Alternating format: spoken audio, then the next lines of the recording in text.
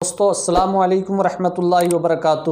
دوستو گفتگو کرنے سے پیشتر ضروری سمجھتا ہوں سب سے پہلے آقائے دو جہاں سرور کون و مکان صلی اللہ تعالی علیہ وسلم کی مقدس بارگاہ میں جھوم جھوم کر درود و سلام کا ہدیہ پیش کریں، پڑھیں بآواز بلند درود پاک صلی اللہ علیہ النبی الامی وآلہ صلی اللہ علیہ وسلم، صلاۃ و سلام علیک یا رسول اللہ صلی اللہ تعالی علیہ وسلم۔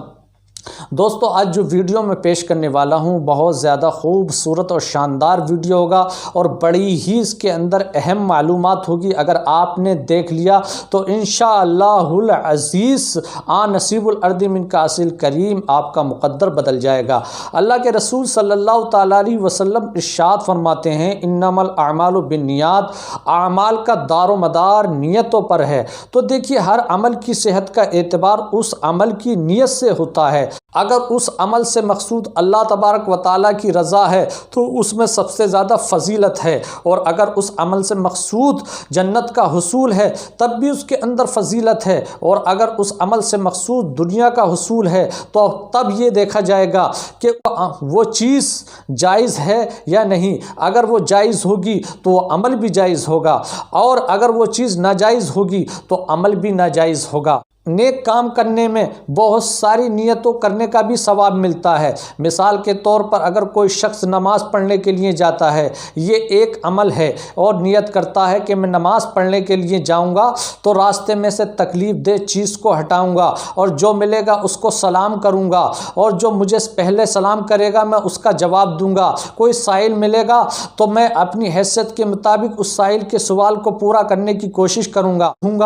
جب مسجد میں داخل ہوں گا تو داہنا پیر رکھوں گا اور پھر دعا پڑھوں گا اللہم افتح لی ابواب رحمتی کا۔ تو علماء کرام ارشاد فرماتے ہیں کہ مسجد میں نماز کے لیے جانے کا ثواب بھی ملے گا، اور جتنے کاموں کی اس نے نیت کی ہے تو اللہ تبارک و تعالیٰ اپنے فضل و کرم سے ان کاموں کا بھی اس کو ثواب عطا فرمائے گا۔ دیکھیے عمل ایک ہے اور نیت متعدد ہیں، تو ایک عمل میں متعدد نیتوں کا بھی ثواب اللہ تبارک و تعالیٰ اپنے فضل سے عطا فرما دیتا ہے۔ تبھی تو اللہ کے رسول صلی اللہ تعالیٰ علیہ وسلم نے ارشاد فرمایا کہ اعمال کا دار و مدار نیتوں پر ہے۔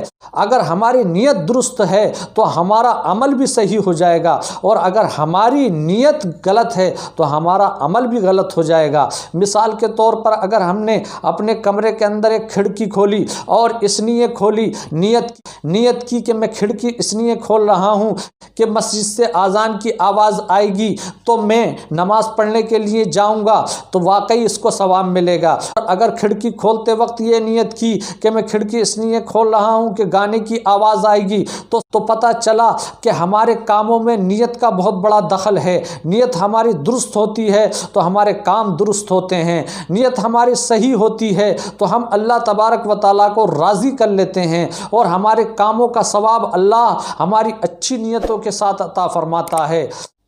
اگر یہ ویڈیو آپ کو پسند آیا ہو تو زیادہ سے زیادہ شیئر کریں، لائک کریں، کمنٹ کریں۔ السلام علیکم ورحمۃ اللہ وبرکاتہ۔